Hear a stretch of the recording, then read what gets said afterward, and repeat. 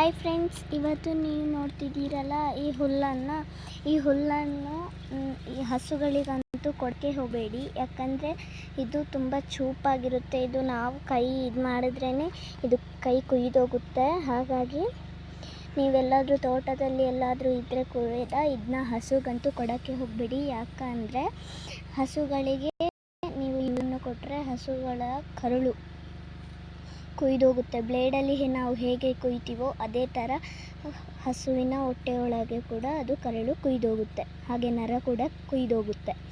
ನರ ಕುಯ್ದೋಗೋದ್ರಿಂದ ಮತ್ತು ಹಸು ಸಗಣಿ ಹಾಕುವಾಗ ರಕ್ತ ಬರುತ್ತೆ. ಹಾಗಾಗಿ ಹಸುಗೆ ಯಾವತ್ತೂ ಇದನ್ನ ಕೊಡೋಕ್ಕೆ ಹೋಗಬೇಡಿ. ಕರಳು ಕೂಡ ಕುಯ್ದೋಗುತ್ತೆ, ಹಾಗೆ ನರ ಕೂಡ ಕುಯ್ದೋಗುತ್ತೆ. ಆಗ ರಕ್ತ ಬರುತ್ತೆ.